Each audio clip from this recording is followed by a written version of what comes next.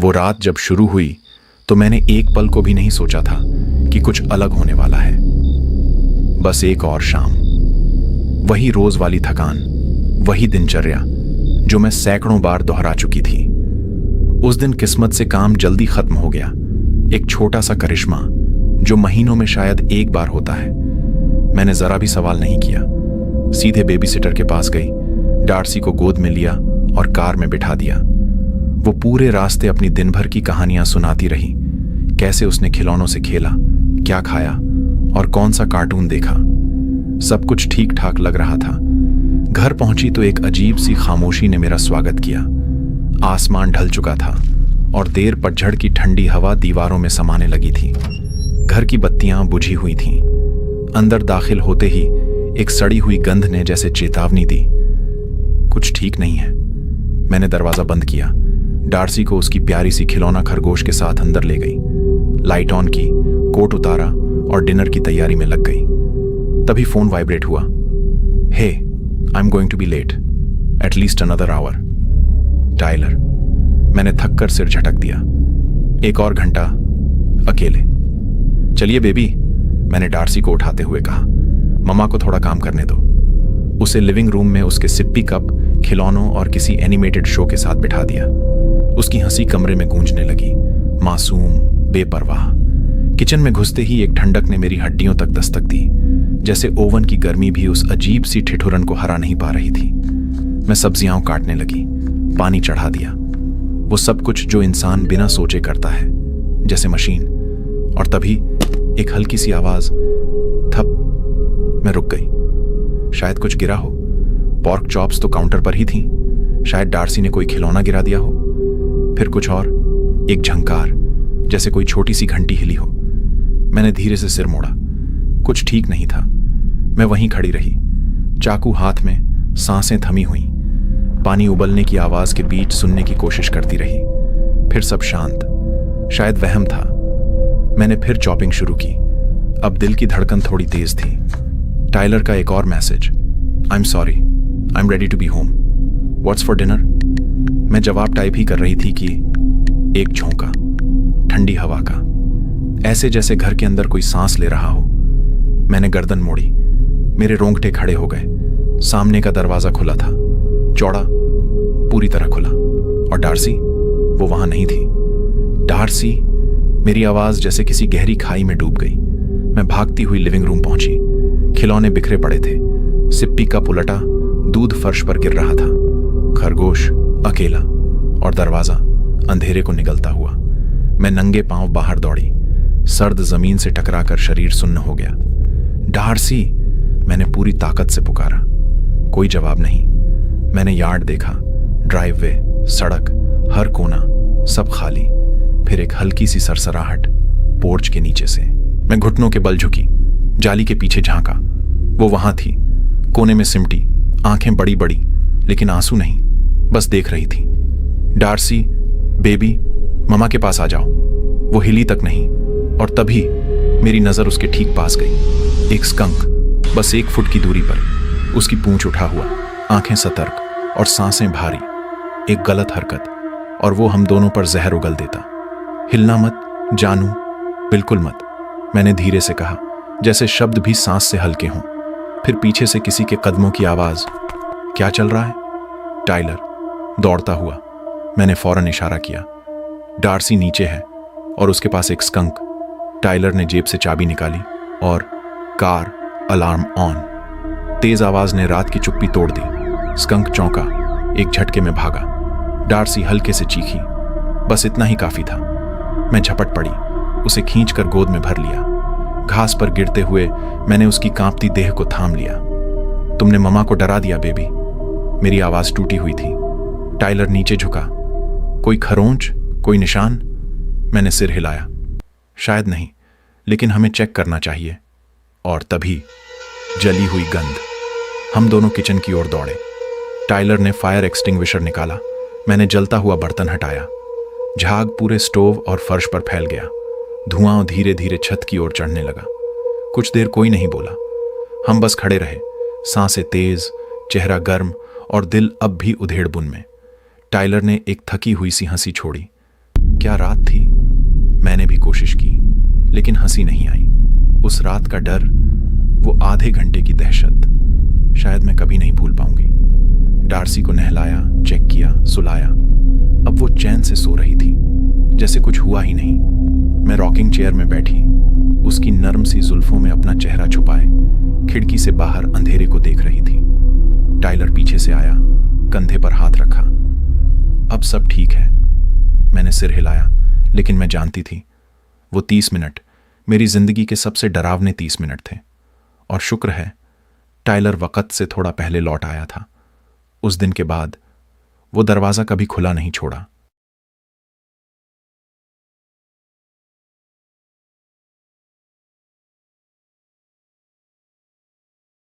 मैं पिछले कुछ सालों से हाइकिंग करता आ रहा हूं। एक शाम मैं अपनी सबसे पसंदीदा ट्रेल पर गया, वो रास्ता जिसे मैं पहले कई बार पूरा कर चुका था। ये ट्रेल अपनी खूबसूरती और शांत नज़ारों के लिए मशहूर है। मेरा इरादा बस एक आसान सी शाम की सैर करने का था। मैंने ज़्यादा कुछ नहीं लिया, बस पानी, कुछ स्नैक्स और अपना फ़ोन। शाम होते होते मौसम ठंडा होने लगा था। सूरज धीरे धीरे ढल रहा था और मुझे अंदाज़ा था कि जल्दी ही अंधेरा हो जाएगा। मूल प्लान यही था कि मैं मेन ट्रेल से ही वापसी करूंगा, लेकिन एक शॉर्टकट का ख्याल आया जो मुझे थोड़ी जल्दी कार तक पहुंचा सकता था। मैं पहले भी इस शॉर्टकट का इस्तेमाल कर चुका था, बिना किसी परेशानी के, लेकिन इस बार कुछ अलग था। जैसे ही मैं उस रास्ते पर मुड़ा, वो इलाका कुछ अजीब सा लगने लगा। जंगल और ज्यादा घना था। दिन की आखिरी रोशनी भी अब मुझसे दूर जा रही थी। कहीं ना कहीं मैं रास्ता भटक चुका था। शायद कोई मोड़ छूट गया था या कोई गलत दिशा ले ली थी। शुरुआत में मैं घबराया नहीं। मैंने सोचा मैं रास्ता ढूंढ लूंगा, क्योंकि मैं इस इलाके से परिचित था। लेकिन कुछ देर बाद एहसास हुआ मैं जिस ट्रेल पर था वो अब महज एक धुंधली सी लकीर बन चुकी थी। ना कोई निशान, ना कोई दिशा। मैंने फ़ोन निकाला, नो सर्विस। ना कॉल जा सकता था, ना मैप खुल रहा था। अंधेरा अब पूरी तरह छा चुका था और मैं कहीं खो चुका था। तभी मुझे थोड़ी दूरी पर एक पुरानी सी झोंपड़ी दिखी। वो जगह सुनसान थी। ऐसा लग रहा था जैसे सालों से किसी ने उसका इस्तेमाल नहीं किया हो, लेकिन वो टूटी फूटी नहीं थी, बल्कि ऐसे जैसे किसी ने जानबूझकर उसे छुपा कर रखा हो। दरवाज़ा थोड़ा सा खुला था। मैंने हिम्मत जुटाई और अंदर चला गया। अंदर पुरानी लकड़ी की दीवारें थीं, कुछ टूटा हुआ फर्नीचर, एक धूल भरी मेज और ज़मीन पर एक मोटा गंदा सा कारपेट बिछा था। मैंने दरवाज़ा अंदर से बंद किया और कोने में अपना बैग रखकर उसी कारपेट पर लेट गया। रात यहीं बिताने का फैसला किया। कम से कम ये बाहर जंगल से तो बेहतर था। करीब आधी रात के आसपास मैंने आवाज़ें सुनी। शुरुआत में हल्की सी सरसराहट थी, ऐसे जैसे नीचे कुछ चल रहा हो। मैंने सोचा कोई जानवर होगा, शायद कोई लोमड़ी या रैकून। लेकिन फिर वो आवाज़ें बदलने लगीं, कभी रगड़ने जैसी, कभी जैसे कोई नीचे लकड़ी पर पैर घसीट रहा हो। मैं चुपचाप लेटा रहा, क्योंकि डर तो लग रहा था, मगर उठकर देखने की हिम्मत नहीं थी। तभी अचानक मेरे नीचे से जोर का धक्का महसूस हुआ। मुझे लगा जैसे मैं जिस कारपेट पर लेटा था उसके नीचे कुछ है, शायद कोई छुपा हुआ दरवाज़ा या कोई ट्रैप डोर जो नीचे कहीं तहखाने में जाता हो। फिर सीढ़ियों पर किसी के तेज कदमों की आवाज़, जैसे कोई ऊपर आ रहा हो मेरी तरफ। झोंपड़ी के अंदर मेरे मुंह से अचानक निकल गया, कौन है? मेरी आवाज़ सुनते ही नीचे से जो भी था वो उलटे पांव तेजी से नीचे भाग गया। कुछ ही सेकंड बाद मैंने झाड़ियों में किसी के भागने की तेज आवाज़ सुनी, जैसे कोई घबराहट में जंगल के अंदर भाग गया हो। मैं पूरी रात उसी झोंपड़ी में डरा सहमा पड़ा रहा। डर था कि वो वापस ना आ जाए। सुबह जैसे ही थोड़ा उजाला हुआ, मैंने उस ट्रैप डोर को खोलने की कोशिश की, मगर वो बंद था, शायद अंदर से लॉक किया गया था। मैंने आसपास और कोई रास्ता ढूंढा, मगर कुछ नहीं मिला।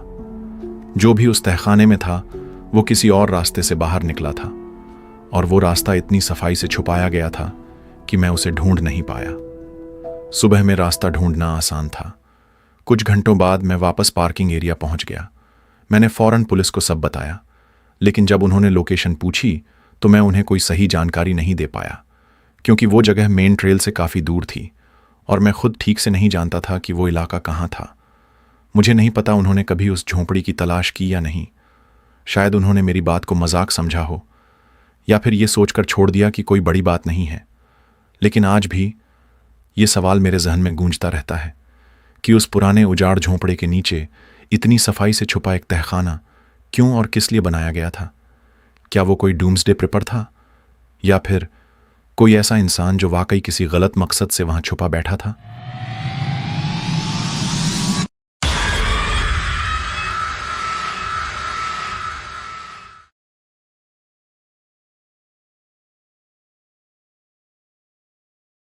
चर्च कैंप के आखिरी सालों में से एक था।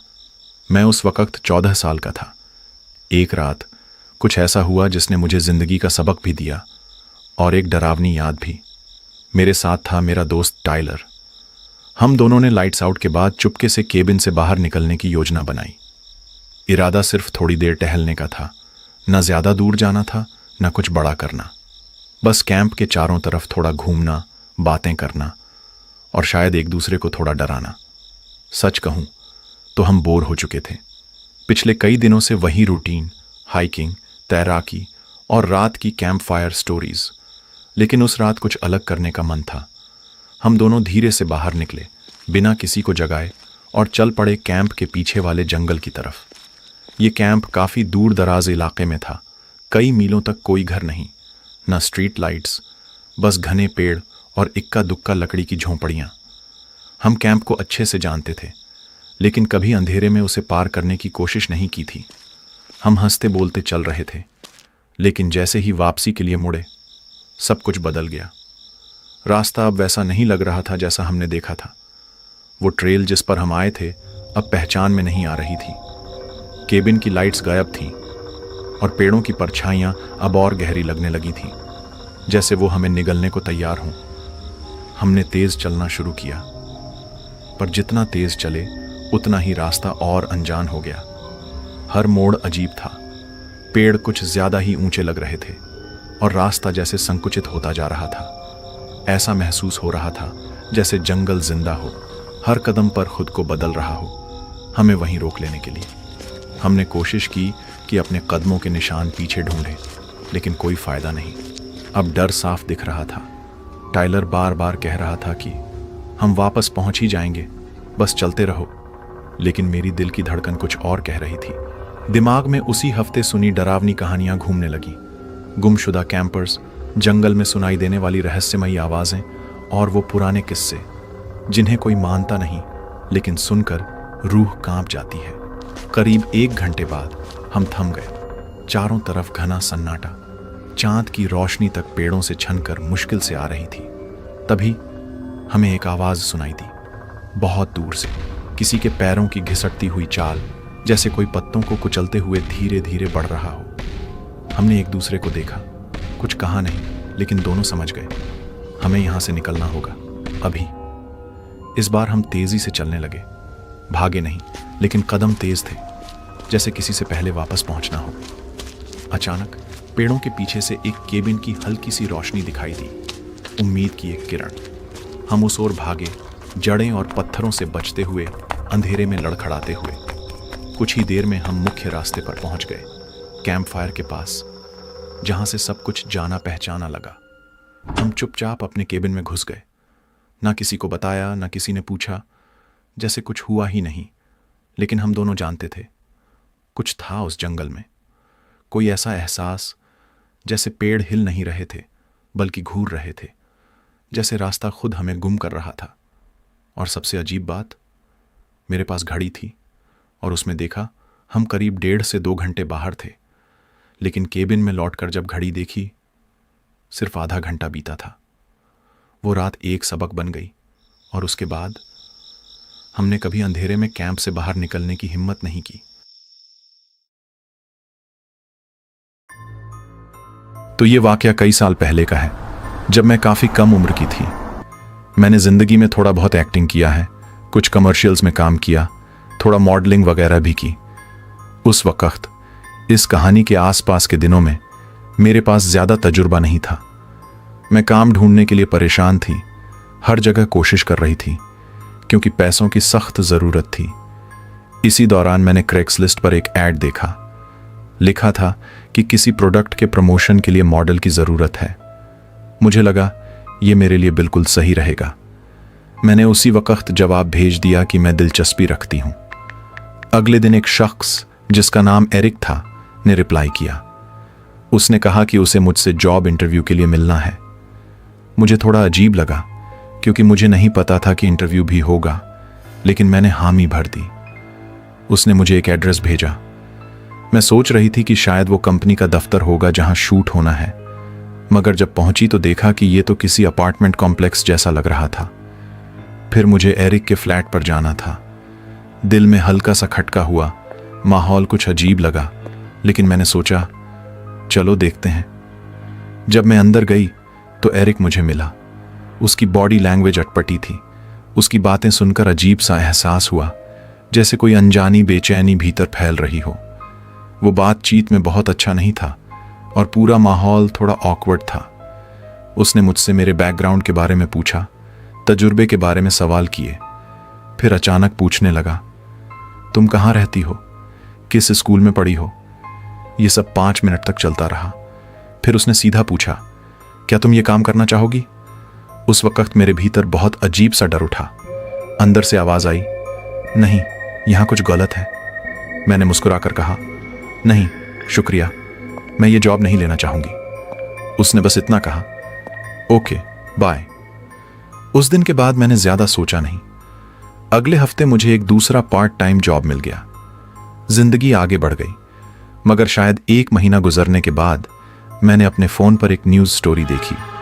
स्क्रीन पर वही शख्स था, एरिक। न्यूज में बताया गया कि वो एक औरत का पीछा करने के इल्जाम में गिरफ्तार हो चुका है। मैंने पूरी खबर पढ़ी। उसने उस औरत से झूठ बोला था कि उसके पास कोई मॉडलिंग और एक्टिंग एजेंसी है। फिर वो उसका पीछा करने लगा, यहां तक कि धमकाने भी लगा। उस वक्त मेरे रोंगटे खड़े हो गए। मैं हैरान भी थी और अजीब तरह से इतना भी नहीं, क्योंकि मेरे दिल ने पहले ही कुछ कह दिया था। उस पल मुझे एहसास हुआ कि मैं कितने करीब थी, शायद उसी के शिकंजे में फंसने के। शुक्र है कि वो पकड़ा गया, वरना न जाने मेरी जिंदगी किस मोड़ पर चली जाती।